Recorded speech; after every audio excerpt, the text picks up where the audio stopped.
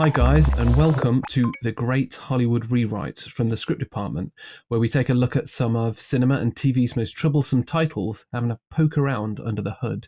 We'll peer into gaping plot holes, stumble through narrative missteps, and scratch our heads over fuzzy logic.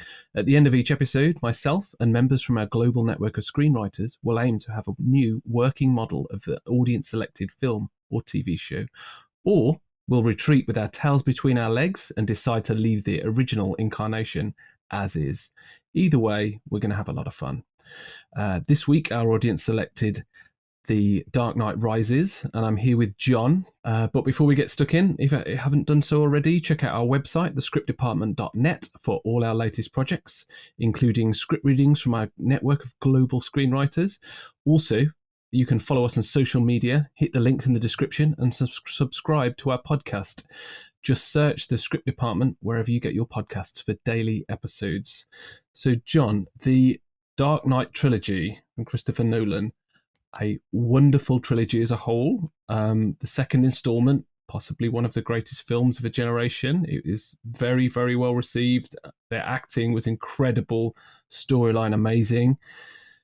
The third installment, I know you have a few thoughts on it. I'm going to open the floor to you, John. What do you think of Dark Knight Rises? I think Batman Begins is one of the greatest comic book movies or superhero movies of all time. I think The Dark Knight is one of the greatest Hollywood movies of all time. I think it is. I will be teaching that movie till the day I retire from screenwriting academia. I love that film so much, and I think it's the most perfect exploration of the Batman character, in every sense. I went into The Dark Knight Rises with I think probably the highest expectations I've ever had for any movie, as I think a lot of people probably did. This is a film that had 9 trailers, if you can remember. Yeah, I do. Yeah. And you could have sold this film out without a single trailer. This is how heavily anticipated people were for this, or heavily excited people were for this film. Now, I cannot do what Christopher Nolan does, and I do not want to be that guy to say, oh, he messed up or anything like that. He didn't. But there are issues with this film that the other films do not suffer from at all on even a remotely close level. For me, this movie, I don't know if there's a single scene in this movie that holds up in the wider context of the story. To me, it is rife with plot holes. And I can forgive that stuff most times. I can watch a movie and just ignore it. I don't care if Indiana Jones plays no role in protecting the Ark of the Covenant from the Nazis or anything like that. I that doesn't bother me. I can go with it and I can just enjoy it. And there are 1 or 2 little plot holes in The Dark Knight that I can just forget about. But there's something very jarring about what goes on in this film that I just am unable to kind of. So I was delighted when this one came out, because I was like, yes, I have so much to talk about with this one. I want to say I love the spectacle of this movie. Like I talked about how, to me, there's almost something I can poke holes with every scene. But there's also something amazing about every scene. Like that. It goes big, right? It goes really big. And it's cool and it's huge. And Hans Zimmer's score is incredible. And, you know, I was watching on YouTube Hans Zimmer live, and I was watching the whole kind of concert because somebody had put it up, and they did the Batman kind of, the selection of Batman pieces, and they were all pretty much from The Dark Knight Rises. And you just forget, like, it might not get as much love generally as the other 2 movies, but it has, like the Star Wars prequels, it has the best music, I think. You know, it's got Duel of the Fates, mate. Duel of the Fates. Yeah. So there's so much I can love about Dark Knight Rises, and I think that's why I get so frustrated when I do watch it. But you have to kind of twist my arm to make me watch this film. So that's my rant about it. I mean, so there's plot holes in it, right? We have so many types of plot holes. There's logic plot holes. There's narrative plot holes. There's MacGuffin plot holes. there's character plot holes, which I know is a place that we've spoken about before, particularly motivations and actions and things like that. There are things that characters that do or don't do that feels slightly jarring or out of out of character for who they are and what they've been built up to be, particularly the characters that have been in it, like Batman for 3 films. Do you want to tell me a bit more about the character faults that you Okay. sort of you like to rant about? So there are to me, Bane and Batman would be, if I was rewriting this tomorrow, in this hypothetical scenario, Bane and Batman would be where I'd be put all my focus on. I think the other characters are fine, but I think John Blake could maybe be a bit more heavily explored. But I think, and I love Bane as a character, by the way. Bane as a character, I love this guy, this brute of this giant, this guy that would make the Mountain in Game of Thrones, second guess himself. Bane is terrifying in this movie. He is brilliant, and I don't care what you think about his voice or anything like it's amazing. And I mean, he's just so towering, and Yeah, he's terrifying. He's a terrifying really. guy. And if you think about like, how do we top Heath Ledger's Joker? Well, we can't go for, like, brains isn't going to be enough here. Like, we gotta go strength as well, and this villain doesn't need attack dogs to protect him. This is how powerful this guy is. And so I love it, but I just think everything around him is a bit too convoluted. It's a bit too overly complicated, and I think it could just very easily be stripped back a little bit. Keep and be more distilled and more streamlined. Bane gets himself captured at the beginning of the film so that he could, and I quote, find out what they knew.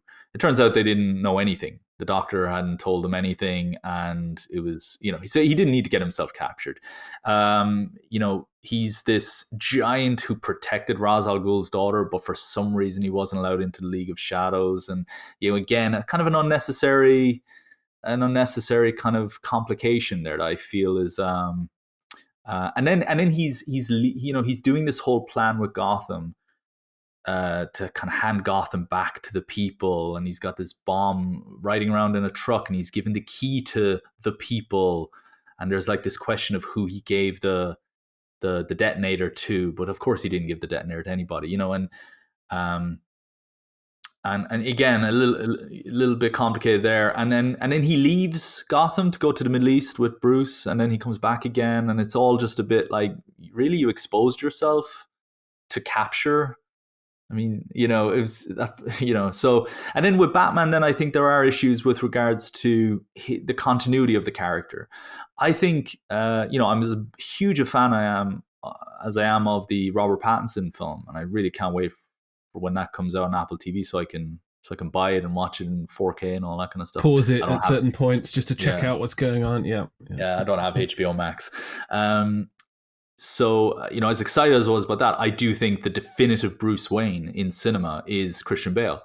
And he is incredible as Bruce Wayne. We never talk enough, I think, about representations of Bruce Wayne in Batman movies. And he is the definitive one, I think, for particularly in Batman Begins and The Dark Knight. In Batman Begins, he throws himself around with women in pools and stuff like that in hotel lobbies, and he's crashing his Lamborghini into a cop car in The Dark Knight, and he's coming off like a complete idiot, and the guys are saying, the apple has fallen far from the tree, Mr. Wayne, and that must kill him. That must kill him to hear that, because he's purposely tarnishing the Wayne legacy so that he can, for the greater good, so that he can continue to be Batman and protect the identity of Batman.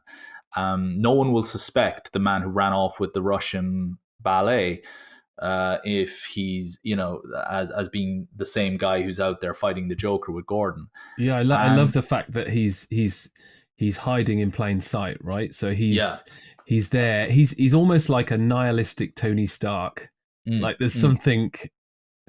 They do the same thing. They're like the playboy, philanthropist, billionaire, but they beat people up in when they put their costume on, but Bale's using it, or the Bruce Wayne's using it, the Christian Bale version of him, as a subterfuge to keep himself safe, keep others safe, and also to be able to keep being Batman when he wants to be. And it's And I find it so disappointing that in The Dark Knight Rises, he's not continuing that out of, true gritted teeth.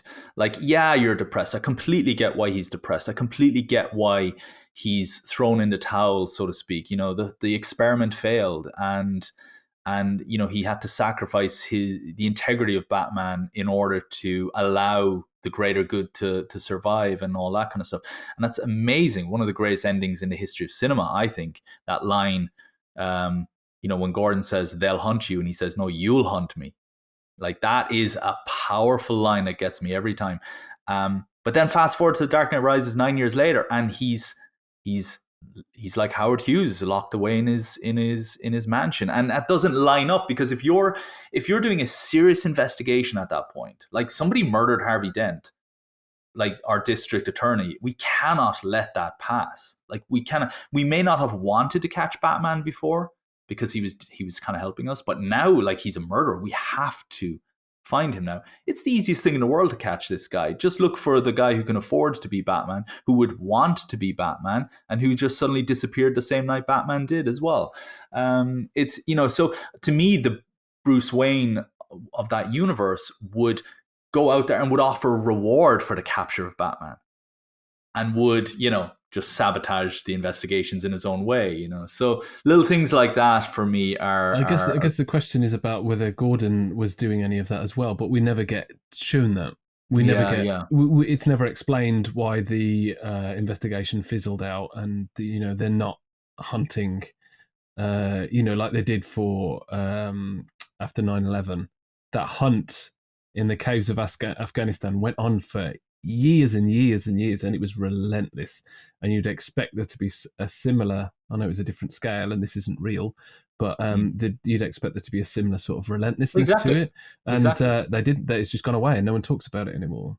Yeah, and it does feel that, he's got that leg brace that he puts on in order to go out there and be Batman again and fix that kind of limp he's got. Why wasn't he just using that to go out and have some quality of life? There's just a lot of little things that Bruce Wayne is a bit weird on in this film. But doesn't Lucius present it to him at a later date? Maybe, Is it like, man, you're fired? Like, why didn't you give me this 8 years ago? Yeah. It's very strange. He's supposed to be the world's greatest detective. He doesn't realize that Talia al Ghul is right. Like, he's handed over the keys of Wayne Enterprises to the daughter of his arch nemesis, and I know you can make all these arguments that she slipped under the radar, but you're the world's greatest detective. We're not talking about somebody who became mayor of Gotham and you didn't quite see the truth. You handed over the keys to the empire to this woman. Like, you kind of need to know who you're doing that to. He fires Alfred, which I just doesn't gel for me. I understand that he feels betrayed, but I don't think that plot point should have ever come up again. Like, that was done. Alfred burned that letter because he's keeping that secret. And then he just tells him a few years later, and it's like, no, you... And also, I don't know, again, how dare you fire that man who raised you? You don't get to fire him. He's not employee to you, Bruce, And then just his trust issues with Selina Kyle is a bit strange as well. I think, he implicitly trusted her and walked right into a trap with Bane. And everything that happens in Gotham after that, the explosion of the football field, the assassination of the mayor, everything is because Batman trusted Selina Kyle. And he then trusts her again in the second half of the film, or in the third act, saying, I think there's something more to you that I'm not seeing. And I just think, no. It is a little bit clunky in those points. Yeah. It's like, well, just both of you just look at each other's jaw. Like, you've been quite close already. Like, which I guess could move us onto John Blake quite. And then John Blake, I like John Blake as a character, and I think I like Joseph Gordon-Levitt as well, and I thought he was a cool inclusion into the film. And it was nice to be able to see the junior police detective. I don't know what his official rank would have been, but he's kind of the apprentice almost to Gordon, and I really love that. I thought that was really cool. But he manages to figure out who Batman is because of a look that Batman gave or Bruce gave him, or something that Batman gave him, or something like that. And I just thought, okay, I've always said it shouldn't be that hard to identify who Batman is, but it feels like you could just credit him as being an intelligent detective. Like, he's a really great detective, and you could probably just say, I'm probably not the only one who knows who you are. Which just, there was just a long time people just didn't really want to say who you were. But I mean, on that rationale, Gordon should have known, right? Gordon should have got it straight away. Yeah. I mean, exactly. So I feel like you either don't need to know, or it can be a case where it doesn't have to be just because I was an orphan, you're an orphan. We have some, I figured it out. No, actually, it could just be, I'm not an idiot, Bruce. Like, do you really think no one knows who you are? I think like just actually hanging a lantern over it, I think would be much better. And then, so that was kind of it. And as I said, Bane's plan, I know it's a lot of issues but I do fundamentally think at its heart, these are character problems. And, you can fix plot holes with a line of dialogue, as we explained in our previous episode. But I do feel you need to reconstruct the characters a little bit better in this, in order for it to sync up more, I think, to the same standard that like The Dark Knight is held to and Batman Begins is held to. Yeah, I think as we discussed with the Hobbit analysis that we did, that films can be a victim to their previous success. So I think with The Dark Knight Rises, The Dark Knight was so good, so very good, and they did so many things in it that became a Batman thing. So the way that you were pulled through the experience of Batman and the police department, not knowing what the Joker was doing, and for it to be not what you expected to be doing, and he was, you thought he was, what do they call him, a mad dog, and you thought that was how it was, but really it was, he outwitted everyone. And he knew where he was going to be. He knew what was going to happen to him when he knew that he was going to get beaten up by Batman in the interrogation room, and everything was planned down to a T. And that became a thing for The Dark Knight. That was what it became about. So then they got into The Dark Knight Rises. They needed to pump it up. They needed to do this. It felt like they were a victim of the success of The Dark Knight. So they had to do more rug pulls, more plans where you didn't quite know what was going on or who was in charge or where it was going next. Those are key. Those are core things for any good action film, but they were really important to be done at a character level in this film because of the previous one. And it was almost like they had to trump it. They almost had to push it too far. And it felt like they did push it too far in this one. Like, there were a few moments where it was like, oh, right, okay, so that's just how it is it? Like, that Bane has just taken over the entire city, with his henchmen, and like I know it's part of the story that he's being supported by other people. He's not. They're cowering, but there's this weird thing going on where it's like it doesn't feel as smart as it's trying to be at times. Well, it feels like it could be if it didn't try as hard. It could have done it in a softer way. But yeah, the Bane thing's interesting. He's got quite a lot of character quirks where you can see that they were trying to make him be the genius thug, giant among men, all these things at once, and it was almost too much. It almost felt like too much for that character. And then it's later revealed he's a bodyguard for somebody, for Talia al Ghul, and he's not actually, it's just a lot of little complications. There is one thing I will say, right? I loved in the trailers they were insinuating that this was tapping into the whole 99% 1% dichotomy that was taking place in America and the discourse around that in America at that time, and it was this idea that Bruce Wayne is definitely one of the 1%. And if you wanted to get rid of Batman, and you knew who he was, and you wanted to get rid of Bruce Wayne, and you wanted Gotham to be the thing that gets rid of Bruce Wayne, as opposed to a villain, martyring him.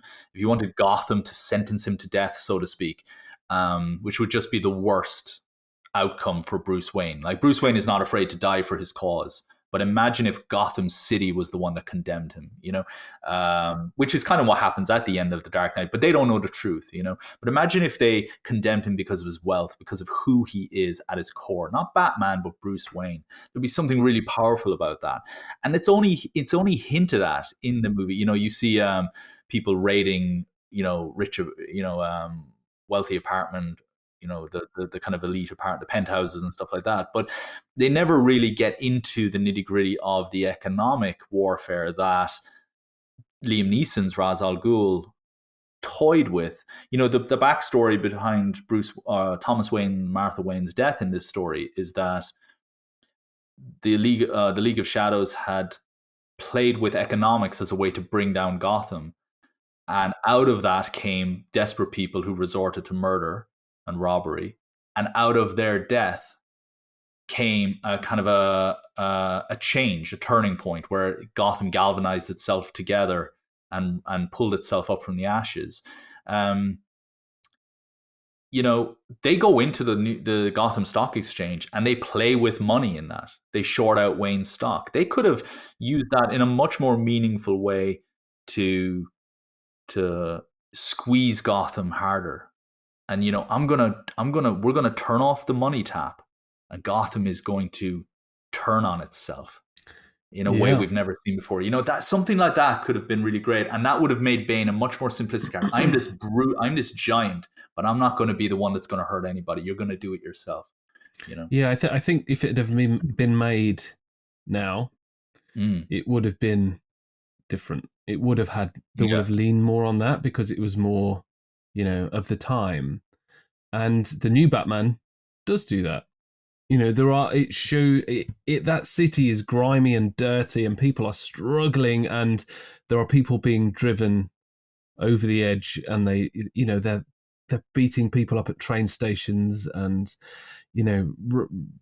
turning up at, it's not a state funeral, but turning up at, big public funerals and stuff to cause trouble. And, you can see that there is a thread of poverty running through the middle of it, which is kind of what they were trying to touch on with the people raiding the 1% houses. But that whole conversation had really only just started at the time the Nolan trilogy was being made. And the phrase 1% was probably, I think it might have been just after that it came into it was still there, but it came into real mainstream conversation. And it was interesting that they'd sort of tried to read that and gone in that direction, but I don't think the world was as open to that idea as it is now, particularly in America, where it's a very purely capitalist environment, where the idea of procuring wealth and being rich is a good thing. So it's going to take time, and it has developed to be less of a the golden goose kind of thing. You need the money to be happy kind of thing, and it is, people are looking in a different direction now, not entirely, but I think potentially they were trying to investigate that in this film, which is to its credit, they were trying to investigate that because they were effectively ahead of their time, but they could have potentially done it a little bit less. This, I would say, this was post recession, and even The Dark Knight had come out. Was it around? I think that had come out around the start of a recession, maybe. I feel like it was coming out or was at least being made around the tail end of recession. I just feel like they could have leaned a little bit more into the economic climate of the world more, and just built a cleaner story about the soul of Gotham at risk yet again. We like repetition in our sequels. We like sequels taking what worked and doing it again with a little spin on it. And that would have been taking the best of The Dark Knight and putting a more realistic spin on it, if anything. So I don't want to hijack the structure of this episode because I feel like I could just go down a rabbit hole, rambling I away. know you have a lot of opinions on this, John. You need to keep me back on track. Yeah. So let's go back to the points that we've raised that we thought were. Let's focus on the character plot holes, because there's plenty of general plot holes we can discuss, like, Bruce recovering from his spinal injury in a pit with no surgery, and With the a fact punch. no one, after he's disappeared at the end, no one recognizes him. He's like one of the world's most. It's like Steve Jobs sitting at the table. It's just, there are plenty of them, but let's focus on the character ones, because they seem to be the areas that might benefit from a little massage to get them moving in the right direction. So if we go back to Bane, he was the first guy we discussed. The CIA capture, where there's a slight trope. It's not the first time we've seen that happen. It happens loosely in Bond, and we've seen it happen in a number of other sort of espionage films or franchises. So he gets captured on purpose to find out what they knew. One thing it does is show he's a badass, and he can, he's just messing with them. He doesn't care. He's going to get caught and get out. But the fact he doesn't find anything out is probably the most glaring thing. So he did it without knowing if he could find anything out, and he doesn't. Like, what? I mean, one thing to fix that is he finds something out. Yeah. Like, whatever it is. I mean, it could be something to do with the stock exchange. It could be something to do with Wayne Enterprises. But for my money, he needs to leave that room with information. Like, you know what I would do? I would have it be a Prison Break, where the League of Shadows is recruiting Bane. Okay, yeah. Because this ties into what the League of Shadows did with Batman Begins. They recruited Scarecrow, and they recruited the mob. The League of Shadows sits in the back, and they recruit other people to do their work for them. And the idea of, you see, the reveal of Talia al Ghul as the real mastermind is shoehorned in at the very end. There's no active question at the beginning as to who's running this. Like, who's the new mastermind of the League of Shadows. Bane says, I am the League of Shadows, but no, you don't look like it's not really that credible that you're now the head of this thing. Are you?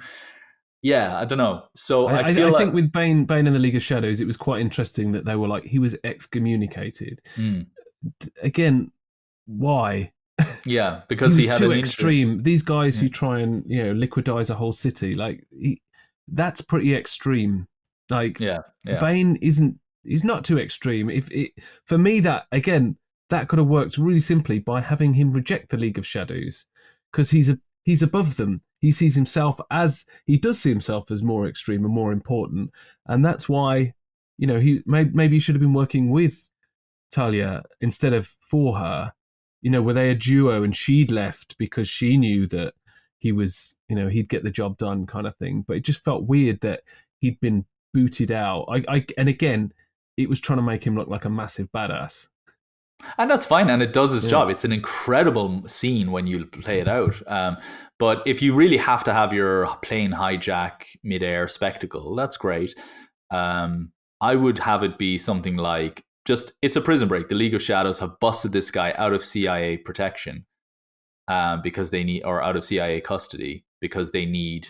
And what does it say about this guy who's been captured by the CIA? Like, I mean, like, this is the CIA don't get involved with every criminal or every terrorist or whatever. Like, imagine the international implications of capturing Bane, right? The rewards that might be out for him or whatever. What does it say that he's on a CIA plane and he's killed his captors and he's hooked himself up to a cable and he's lifted away as the plane crashes? Like, I don't know, something as simple as that would have been great. I also don't think you need to worry about bombs or anything. Like, I just don't want nuclear bombs in my Batman movies. I don't know. So again, just keeping it simple and keeping it just that would be my solution to this if I was rewriting. Keep it simple. He's just being recruited in the same way that Scarecrow was recruited and other people were recruited.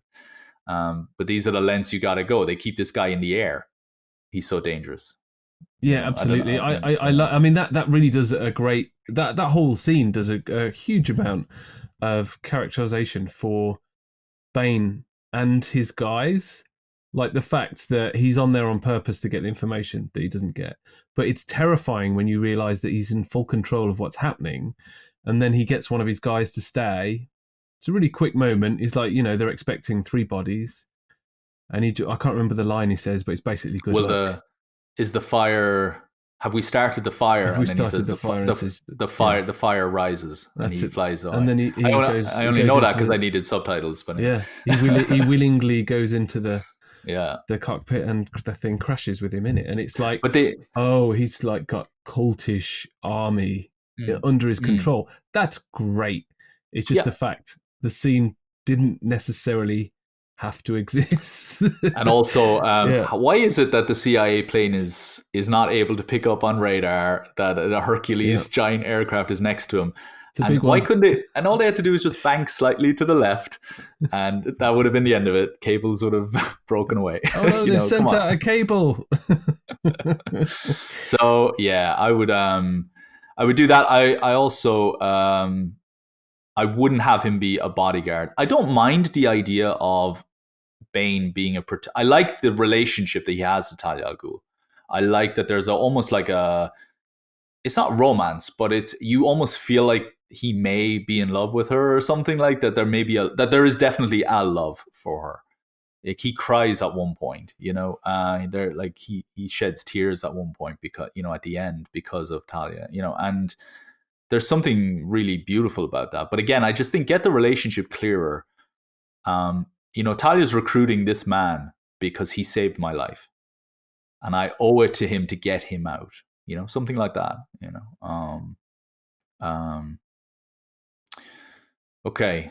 That would be that's my solution at that point. So I think like the overall like broad church like fix for Bane is simplify him, his actions and his relationships, because although he was League of Shadows level in the shadows, like he was, we weren't supposed to know that much about him. When we find things out about him, it needs to be clear. It needs to be really clear. So his relationship with the League of Shadows isn't clear because he's working for the leader's or the ex-leader's daughter, but he got excommunicated. Like, is he or isn't he working for the League of Shadows? Yeah. If he just was, it would be simpler. Like, there's enough he's a badass scenes, to get through it without having to add an extra one in there. Do you remember the scene do you remember the character in Indiana Jones and the Kingdom of the Crystal Skull? I know that's definitely going to be on our list at some point. But the English character in it, the double agent, what's his name? I can't remember the actor's name either. But he's Indy's old friend, but then he betrays him. He's actually working for the Russians. And then it turns out he's a double agent. And then at some point, even Indy makes the joke, you're a triple agent, it's just, he keeps he keeps going back and forth. And I remember the actor being interviewed and talking about how, this guy doesn't even know who he is anymore, and I thought that just sounds like you're defending bad writing, It just sounds like you're rationalizing it. And I think this is kind of going into that territory where he's got this organization underground. People know about it. People are getting jobs there, which again we could talk about. Like there's unemployment is so rife that people are going underground and working for Bane, which is weird. And then he says he's excommunicated from League of Shadows. He then says he is League of Shadows. Turns out he was never recruited into League of Shadows in the first place because when Ra's al Ghul came down, he just pitied the guy and let him go. Wasn't that it? I mean, when you actually see the flashback of young Ra's al Ghul rescuing everybody or liberating everybody, he's got no time for Bane, really. So I don't even know if he ever was in the League of Shadows. It's just all a bit messy, and it just feels like they didn't know the answer to that question themselves. So you're right. Yeah. So simplify Bane. like make sure if he does something, he gets something out of it, like CIA plane. Yeah, yeah, yeah, Um, yeah, you know, just simplify the dude. I think I think that's it. He can still be mysterious while being simple. So moving on to the big guy, Batman. So the first point we spoke about was the fact that Batman and Bruce Wayne disappeared, or Batman disappeared. Bruce Wayne went into he became a recluse, and no one seemed to figure it out. And there was like, why didn't he use the magic leg brace straight away? Why was he living in this state of Howard Hughesness, as you put it? Like, why did no one link all that together? It seemed like he was in some sort of like stasis for 8 years. In the investigation had stalled, and yeah, I mean, there are a number of fixes for that, but I mean, Well, what are your thoughts on? you don't it it's a simple fix. It doesn't make sense why Bruce Wayne would not keep up appearances, because there's no reason why Bruce Wayne, as far as the narrative, as far as everybody's concerned, Bruce Wayne was away with the Russian ballet or something, wasn't he? I mean, and then he came back and his house was raided by Joker, and he crashed his Lamborghini and like didn't realize who was in the car, and that's the narrative that he's put forward as a character. And there's no he should, I mean, for all intents and purposes, he could have been having a party while Harvey Dent was being killed, as far as everyone else is concerned. So there's no reason for him to be more in a state of mourning 8 years later. I would have it simple. I would keep still the opening scene, or that opening introductory scene of Wayne Manor. I would, everybody's there. Gordon's there. The old chief of police. So whatever they all are. They're all these people are there, kind of commenting and narrating on the state of affairs now so many years later. And I think there's no reason why Bruce Wayne couldn't have been the one hosting that party and just saying, like, welcome everybody. I lost my friend 8 years ago. I lost two of my friends 8 years ago, and we need to make sure this doesn't happen again, blah, blah, blah. As somebody who's lost far too many people in this town, we need to do better. And I am putting out a call, renewed call to find the Batman. I don't know, whatever. That would be a really cool thing. Bruce Wayne saying, we need to find the Batman. And then going back, big smile on his face, going back indoors again and just taking off the leg brace and just, maybe catching Anne Hathaway stealing the jewelry or whatever, but just hating himself more and more every day for what he has to do, But he's got to do it because, as he explains later, it's about protecting those you love. Who's he protecting? He fires the man he loves later. So, there's a lot of discontinuity. Yeah, I think there are some unusual choices as far as his lifestyle is concerned. Of course he's grieving. He lost Rachel in the previous film, and he lost Batman effectively. He had to give up being Batman for various reasons, and I can see that he's grieving. But to just literally find him rattling around in the house feels a bit unusual. Like, it feels a little. He can rattle around, but still have a public profile, I guess. It just, for someone who wants justice and for someone who wants things to be right, the city's not doing great, and he's just letting it happen because he's grieving. Exactly, and it doesn't fit his character. There is another issue here and this is generally. I mean, I remember when I saw the film, a lot of people were kind of laughing afterwards about this point. It's how quickly he's able to just strap on that that knee brace, kick over a wall apparently with it. There's a piece of concrete he kicks a hole in. And then suddenly he's out there. Now, I used to hit the gym a lot before I moved away from Ireland about 10 years ago. And I was in pretty decent shape. I can barely climb a flight of stairs these days because I'm so I'm confined to my desk all day working, right?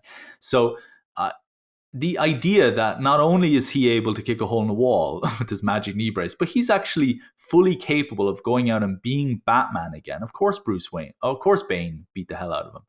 He's not strong anymore, and I think, again, you've leaned too heavily into the hermit character that it doesn't make sense why he would even fit into the outfit anymore, the suit anymore, let alone let alone be able to fight. I mean, is the Batmobile, the Tumbler engine even?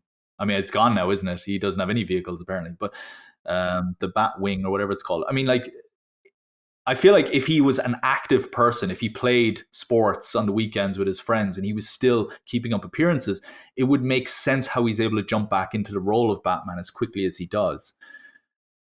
So I think that there's a lot of reasons for why you need to have him be out there, smiling through gritted teeth, keeping up appearances, frolicking around in swimming pools and hotel lobbies with the all these women on his arms, and absconding with the Moscow Ballet. Like, you've got to keep doing that stuff, because how else is he able to convincingly be Batman again as well at the same time? Yeah, so I'm gonna slightly counter the don't have him Okay. reclusiveness, but it needs to go far enough the other way for it to work. Because I quite liked the idea that he is he's depressed, he's not well, and he's not great at being Batman. Like, he was pretty good at being Batman straight away, but you got Joker warning him, you're not the same anymore. Sorry, Alfred warning him, you're not the same anymore. It's going to catch up with you, but he still escapes the police, and it almost feels like we need to have. And I know it sort of shows him a bit beaten up afterwards, but we need to have him. If he's going to be that 8 years recluse guy who's just jumped back into the rubber suit, he needs to get really worked over. Like, he needs to get the shit beaten out of him, like, really, really badly. I know we build up to that but that's like the world's most dangerous man that does it to him. Like, you would think that just a normal henchman might be able to get the better of him at one point, because he's been, vegetating for 8 years. He's not been doing anything. So you could go the other way. You could really lean into okay, he's gone away, he's doing his best to maintain whatever he's trying to do, but he's not, he's not Batman. It would be a very surprising Mm. thing because he jumps into the suit a little bit too easy for me. Yeah, I yeah, know yeah. there's this huge threat, but I don't know. It doesn't seem clear what the threat is when he does it. Like, there's just like a weird. It's not quite in line with the story for me. It feels like if you're gonna do it, go all out. Like, and he does it. He gets in the suit too soon, and he gets really, really worked over by nobody. Like, just Yeah, yeah, yeah, have yeah, just yeah, some yeah, yeah. dude, like, with a bat, and he's like, what? And, like what that we've seen in the Superman films so many No, absolutely. times. I think you're right. I think actually, I think there's a middle ground in that, where he's not afraid to, let's say, he'll host the event at the beginning, in that he'll come out and he'll make a speech about his friends that he lost, but he's going to go back indoors again. He doesn't go out with the women like he used to. He doesn't live the rich lifestyle that he used to, but he's not afraid to show his face, and he's not afraid to call out for the head of Batman, because he should want to, because he lost a lot of people to Batman, by all accounts. I mean, I know Rachel was killed by the Joker, but still, it's that culture that brought down his friends, as far as, which is actually true, um, and and maybe then, actually, yeah, that idea of when he does become Batman, he's been out of it for so long that he does get, yeah, it does get taken to town, Yeah, so I Um, like, I think there's a few yeah. tweaks and twiddles in there that could happen that would certainly smooth that out. And the firing of Alfred, we know what the solution for that is. You just don't fire Alfred. You And never fire yeah, Alfred. yeah, and I would Maybe never, yeah.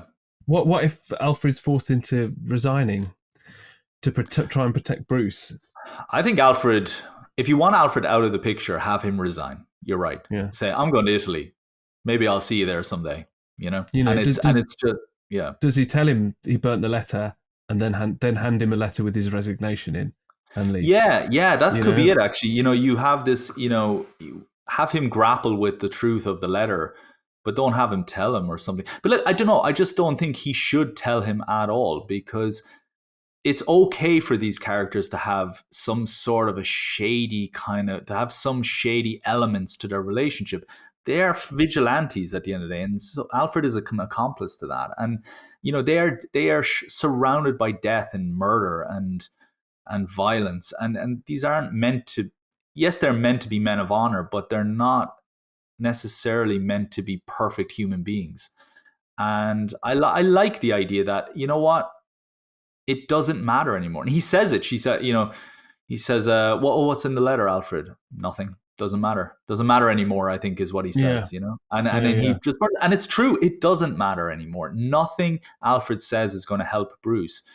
And he just kind of proves that point and gets himself fired in the meantime. I I mean, just think, I think it's unforgivable for Bruce Wayne to sack the man who raised him mm, and raised him yeah, more than his father did, because his father told him, what do we do when we fall? We get back up again. But mm, Alfred taught him a hell of a lot more lessons than that. Let's not kid ourselves. yeah. So he fires Alfred, but then he has weird trust issues with two different women in the film. Yeah, yeah, it's strange. Two Yeah, different women, and it's there's something weird with the balance of that goes on. The fact that he just trusts Ra's al Ghul's daughter. Obviously doesn't know it's Ra's al Ghul's daughter. That might have affected how much he trusts it, but he just trusts her very quickly. She's new to him, and he immediately trusts her. And then he has a weird on-off trust thing with Selena Kyle, and it's like there's evidently, with the part of the story of Batman is he's lonely and he doesn't have a solid love interest because he wants to protect whoever he falls in love with, and the last woman he fell in love with died. So it's kind of but like go on, sir. if you ever played the Batman Arkham video games, Arkham Asylum, Arkham City is a wonderful, really great game, and Talia al Ghul makes an appearance in that, and you can tell, she calls him my love and all that. Like there clearly is history there. I think you could very easily have done the Talia al Ghul story that doesn't make Batman look like the worst detective in the DC universe. Yeah. And it's simply, I am Ra's al Ghul's daughter, and it just confront it, and I'm here to stop Bane because, I know how bad Bane is, and he's taken my father's organization. There's a mastermind or whatever, and they're trying to do something, and this is my father, and you have this kind of like, okay, maybe we have to work here, because that's what it is in the story, in the comics, and in the video games and so on. It's they have to work together, even though they have different philosophies of how to go about doing things. Um, and and then it turns out, actually, you've just helped me put the final nail in the coffin all Yeah, I along. mean, for the reveal of her being the daughter, I didn't dislike that because I thought there was, oh great, there's a full circle. We've got a nice reveal of who she is. Great, he's been stabbed in the back, loads of conflict. That's what we like. But I don't think their relationship was enough for it to mean enough. If they'd have put a lot of time into them having a very intense romantic relationship, and he was really happy with her, even though it would have been brief to get it in just in one feature.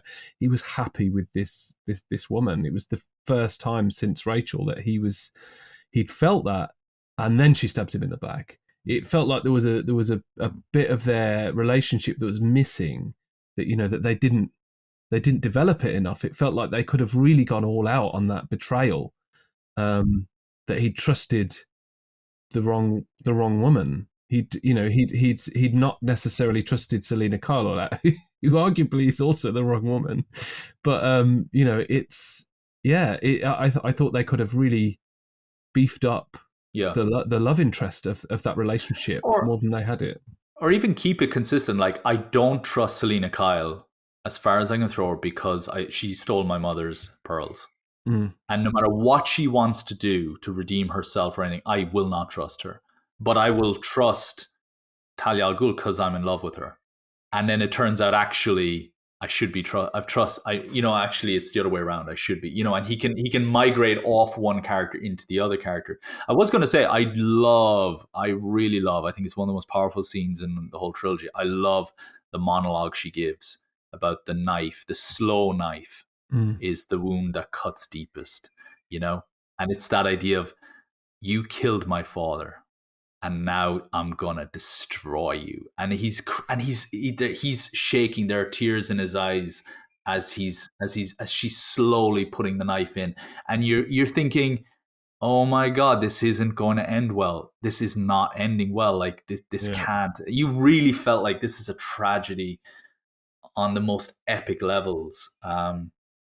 Any hope you had just went out the window at that point, and she punctuates it so perfectly with the slow knife, and it's just wonderful writing, really wonderful, and wonderfully delivered by Marion Cotillard. Yeah, Um, she's great, and it's the yeah, she's whispering and yeah, just yeah, it's pretty terrifying at the yeah. time. And I think that would have it would have been Her like father would be proud. immense. Yeah, he would have had so much. It was weighty anyway, but it had so much more weight if they'd have really.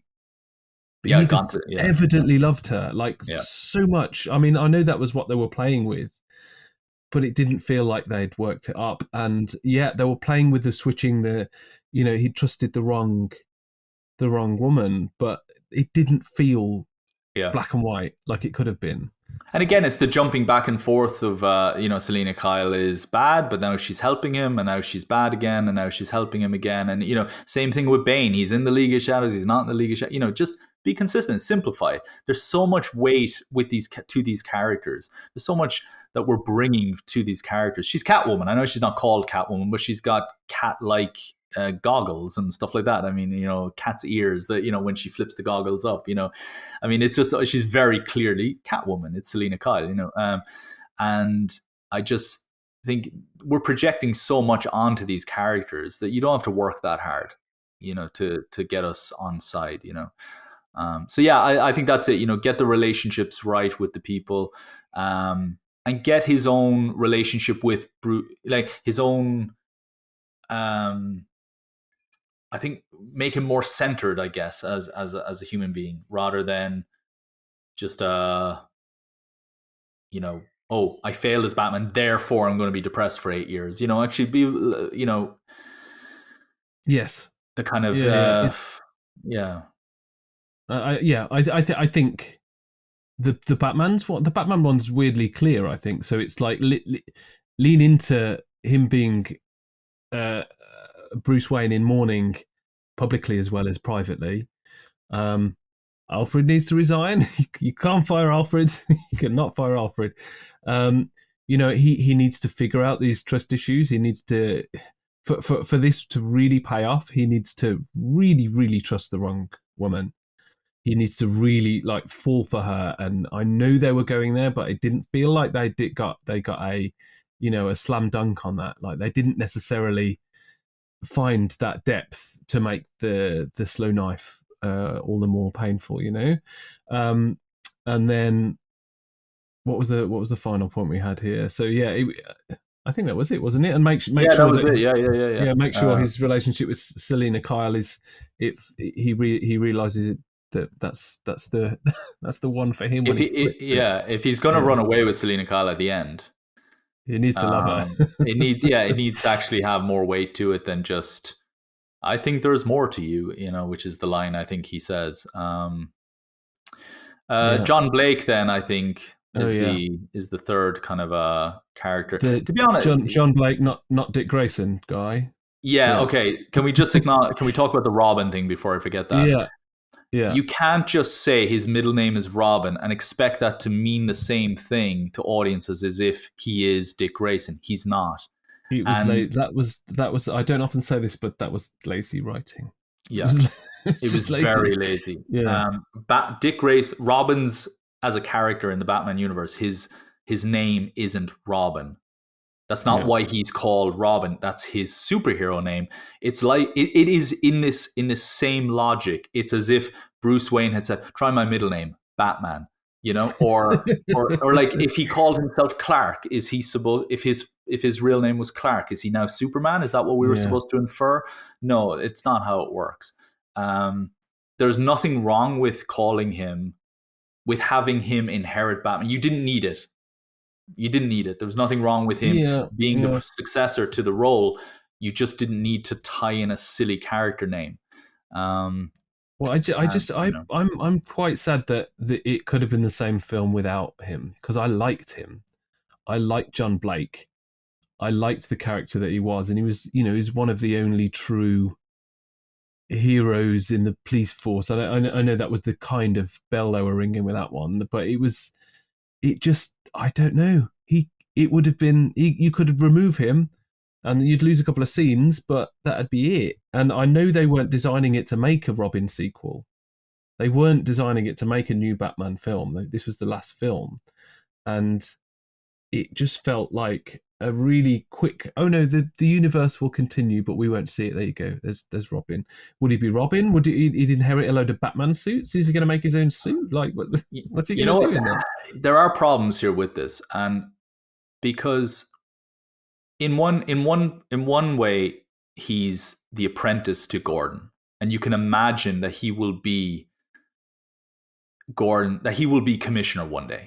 You can imagine he will rise up through the ranks, that when Gordon ultimately when Gordon retires down the line, John Blake will probably be next in line or some, you can imagine something like that, the youngest commissioner ever or something like that. You can imagine that when the next crisis hits Gotham, John Blake will be the hero of the day, all that kind of stuff. But he's also now becoming a vigilante at the end of this film, which Yeah, I think feels so. like it Yeah. flies in the face of the good policeman that he is. Gordon works with a vigilante, but Gordon has been forced to work with corrupt cops, but he never crossed the line himself. And in fact, the only time he did cross the line was when Batman took the fall, and he pursued the wrong person, and he knew it was the wrong person. I mean, if that's not moving into corrupt territory, then, as a corrupted cop, not maybe in the financial sense or anything, but his compass has been damaged, let's say, his moral compass or whatever. Like, are we asking John Blake to now go down that same road where he's supposed to become a vigilante? Like, nothing good came from this stuff around yes, Gotham got saved, but this does damage to people's lives, the people close to all of this. And it does feel like, as cool as that ending is of him rising up in the Hans Zimmer music and all that, it does feel afterwards, when you think about it, no, actually, I just want you to be Gordon's apprentice, because you'll do more work that way. You'll be a better character. Gordon was always the best character in this entire trilogy, to me anyway. It wasn't watch Batman work with Gordon. It was watch how Gordon works with Batman.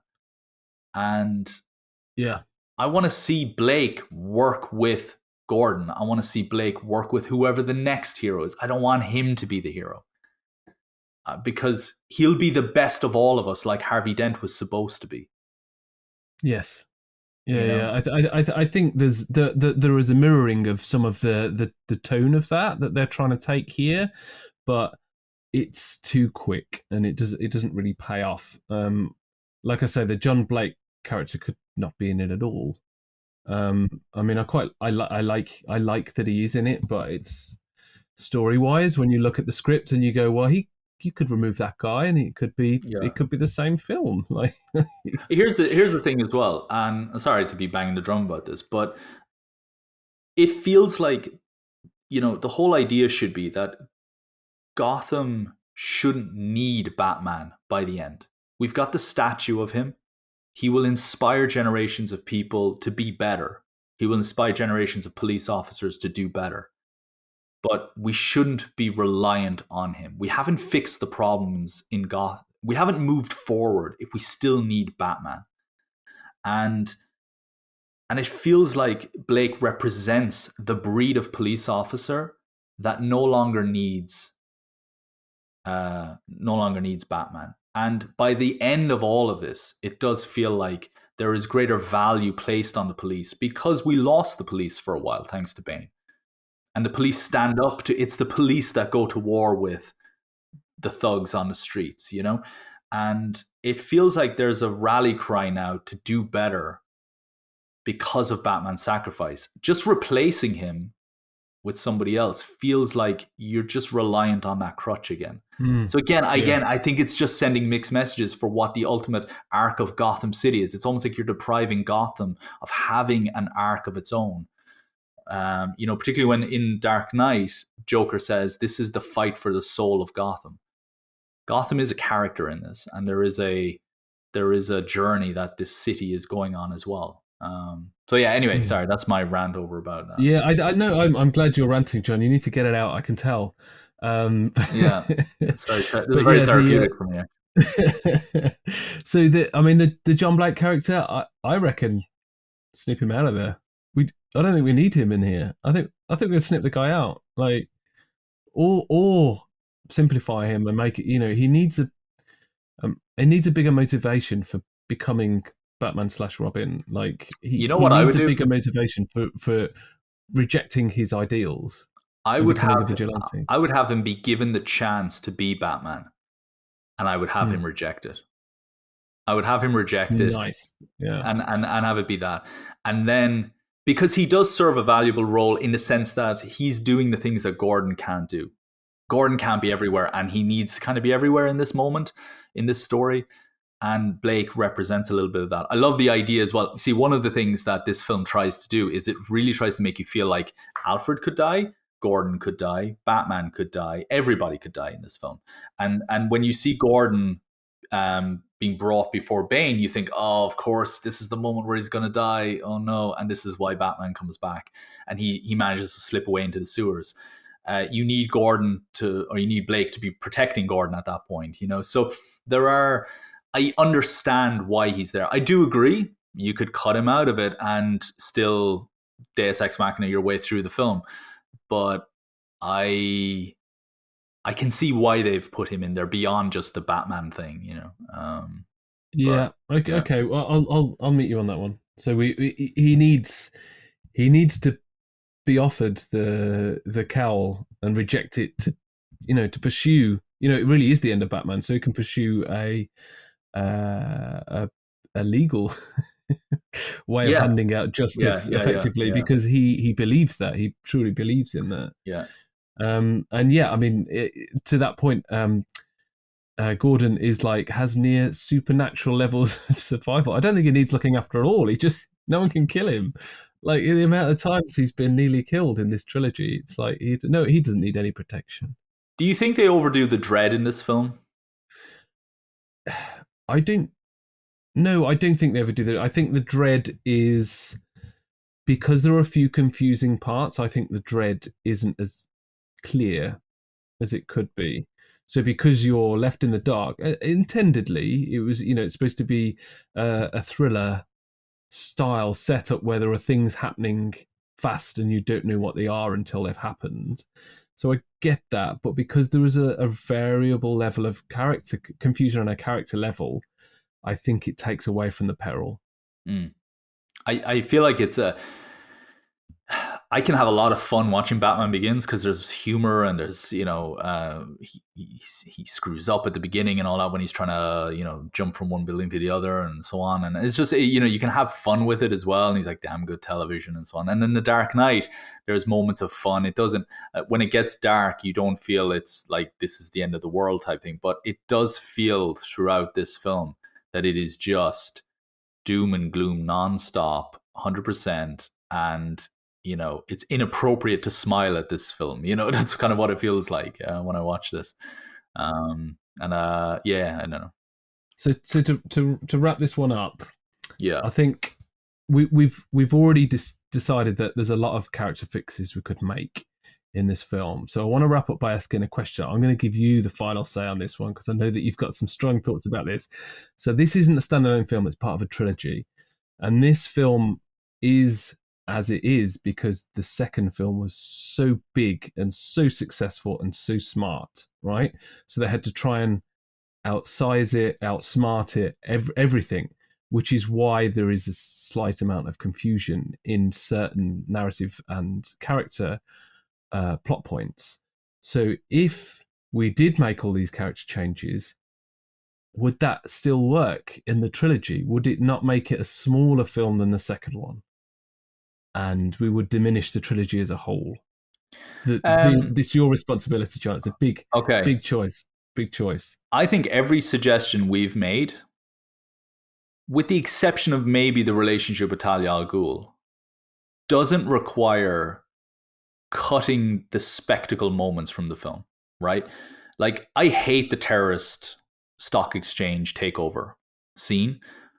Not because it's not a bad scene, but because it's to short Wayne's stock, and then later Lucius is like, "Well, we may be able to prove fraud long term," as if this is Christian Bale in The Big Short again. Yeah. Like this is no, this was a terrorist attack on the global economy, and Wayne Enterprises is protected and insured for that, and also the bank doesn't suddenly board up the windows of Wayne Manor just because Wayne Enterprises, like, surely Bruce Wayne owns that house and that land, right? I mean, so there's weird overreactions happening in these moments, but the scene itself is great if you repurpose it for the idea of, let's say, I'm going to screw up the Gotham's economy. All those people with their pensions gone, all those people with, with their mortgages, or gone, and the banks are going to squeeze you guys dry moving forward, and fast forward 6 months later and wow, cost of living has gone up, whatever. Like, repurpose it with that, and that scene can stay. So I think a lot of our changes don't affect the spectacle that this film has, the blowing up of the bridges, the police charging into battle, the football stadium attack, all that stuff is still great and can still exist. The slow knife, no way are you making me cut that scene, but I do feel, like I've said in a previous episode, a single line of dialogue could make that work better. Rather than it being, to find out what you knew, it's, we need to break you out. You shouldn't have got yourself caught, whatever, stuff like that, be clearer. That's all. So that you could even say that our script notes are the subtle knife. They are subtle. They are subtle, and they're simple. And okay, you've sold me. Yeah. We'll go with our version, because I want this to be big. I want this to be the Gotham is under siege. I want the football scene. I want the opening scene of the play. I think that's an incredible feat of filmmaking. But I want it to make sense, and I want it to not feel like, did he need to do that? And I know I'm the we're the screenwriters reading into this, more than probably Nolan wants people to. But Nolan is the guy who gives us Inception and Tenet and Insomnia and he Insomnia as well, but Memento, and he asks audiences, he wants audiences to feel intelligent and not feel confused or puzzled or, why did he do that? So I don't know. Anyway. Great. You've sold me, John. I think we've fixed it. I think we're good. Cool. Okay. Thanks so much, John. That was a lot of fun. Thanks very much, Brad, and thanks for putting up with my rant. It's good. It's good. I could see it had to happen. It's good. It's good you got it out. I feel so much better now. Awesome. Well, I'm glad it was a useful session. So thanks very much for listening, guys. This has been The Great Hollywood Rewrite from the Script Department. Please check out the website, thescriptdepartment.net, for more conversations like this. Take a look at our social media. The links are in the description. And find us wherever you get your podcast. Just search for The Script Department. And plus, subscribe to the YouTube channel as well, and let us know what you think in the comments. Nice one.